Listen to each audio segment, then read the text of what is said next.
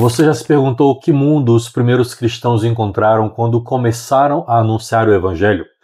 Muito prazer, eu sou o professor Elvis Rodrigues, pregador, escritor católico, doutorando em filosofia, e aqui no canal eu falo sobre filosofia católica e conteúdos da nossa fé.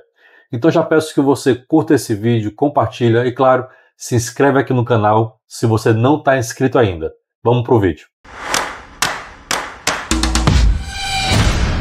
Os cristãos não encontraram um mundo vazio ou sem ideias ou mesmo sem crenças, mas sim eles encontraram um mundo repleto de escolas filosóficas, de templos, de mestres e de livros.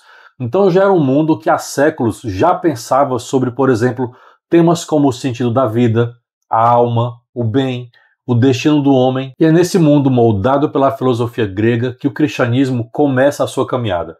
Hoje eu quero conversar com você para juntos mergulharmos nesse encontro fascinante entre o pensamento grego e a fé cristã. Um encontro que mudaria para sempre a história da razão e também da espiritualidade humana. Afinal, a filosofia grega, ao longo dos séculos, ela já havia amadurecido a sua busca pela verdade. Temos, por exemplo, Platão, que falava ali no seu famoso Mundo das Ideias. Aristóteles, sobre a causa primeira. Temos ainda os estoicos, que pregavam a virtude e a chamada razão universal.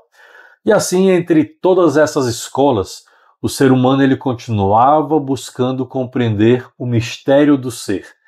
Mas o que eles ainda não tinham conhecido era justamente o próprio ser, aquele que viria ao encontro da humanidade, o Deus feito homem, nosso Senhor Jesus Cristo. Então, desse modo, nos primeiros séculos da era cristã, essa filosofia grega, que era rica, profunda e inquieta também, acabou se tornando o solo fértil aonde iria germinar o pensamento cristão.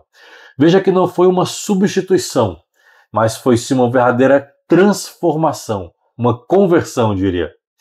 Então, assim, a luz do Evangelho, ela não vai destruir a filosofia antiga, mas ela vai iluminá-la. E aí, com isso, os primeiros padres da igreja, estamos aqui na era patrística, portanto, eles compreenderam isso com muita sabedoria. Eles não rejeitaram essa herança grega, mas eles purificaram esse seu pensamento, tornaram aquilo que havia de verdadeiro e elevaram ao nível da fé cristã. E assim, ao passo que a filosofia grega ela ensinava que a razão é o caminho para o conhecimento, o cristianismo revelou que a fé é o caminho para a sabedoria. Então veja que beleza esse binômio entre sabedoria e conhecimento. E o encontro dessas duas acabou nos dando aquilo que chamamos de filosofia cristã, uma razão iluminada pela graça. Mas de todo modo, para entender como se deu esse encontro, nós também precisamos olhar de perto as principais escolas filosóficas que dominavam o mundo greco-romano, portanto, o pensamento daquela época. Veja que os discípulos de Aristóteles, por exemplo, eles mantinham uma viva ideia de um universo ordenado por leis racionais. Eles acreditavam no chamado princípio do motor imóvel, aquilo que tudo move, mas não é movido por nada, nem por ninguém. E assim, sem saber, eles como que preparavam o caminho para a noção cristã de um Deus criador, ato puro, origem e fim de todas as coisas. Passamos para os estoicos, muito populares ali entre os romanos.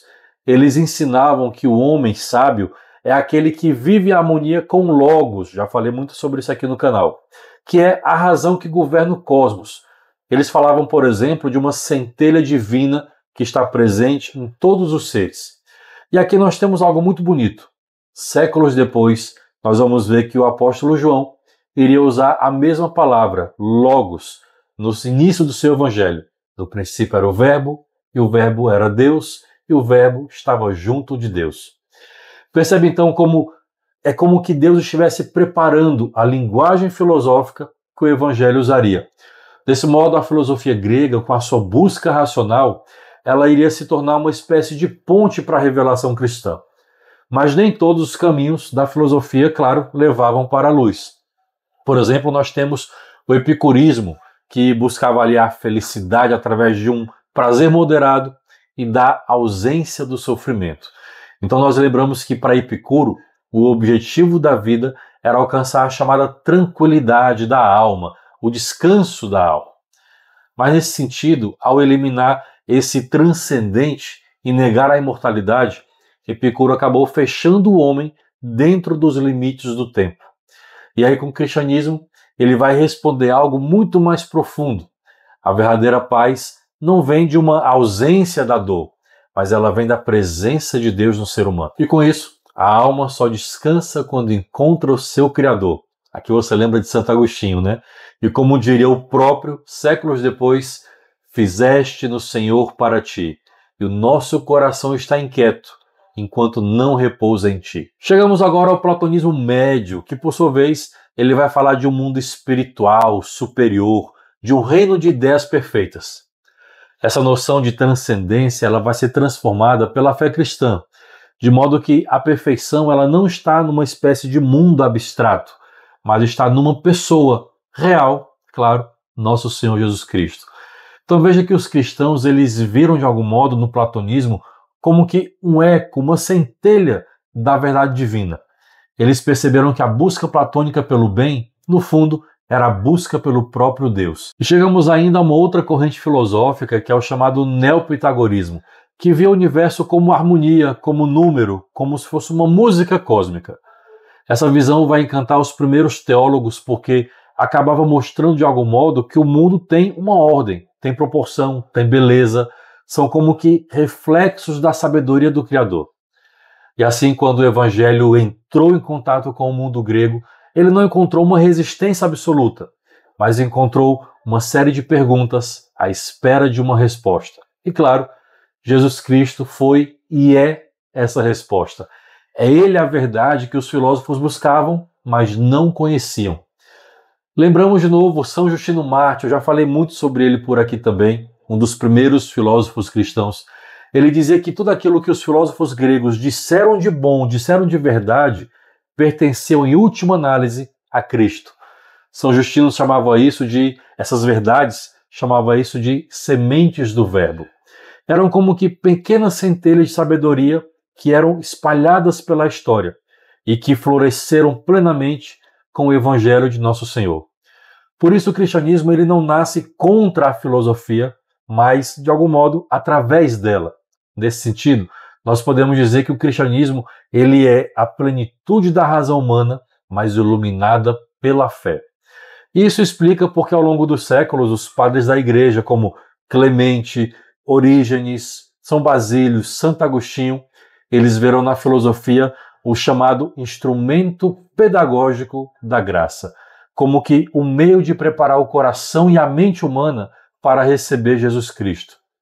Então, a filosofia, quando ela é purificada pela fé, ela pode sim se tornar um grande instrumento, inclusive para a evangelização. E assim, pensar se torna uma forma de rezar, porque medita, contempla, eleva a razão.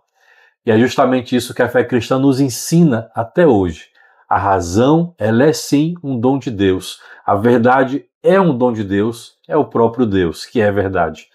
E quando a filosofia busca a verdade, nesse sentido, ela já caminha, talvez mesmo sem saber, caminha em direção ao próprio Cristo, como disse, que é a verdade.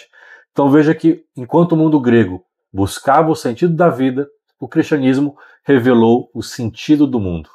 Bom, se esse vídeo te ajudou a entender melhor como Deus usou a história e também a filosofia para preparar o coração humano para o Evangelho, peço que você curta esse vídeo, comenta, compartilha com seus amigos, se inscreve no canal e a gente se encontra no próximo vídeo. Grande abraço, Deus abençoe.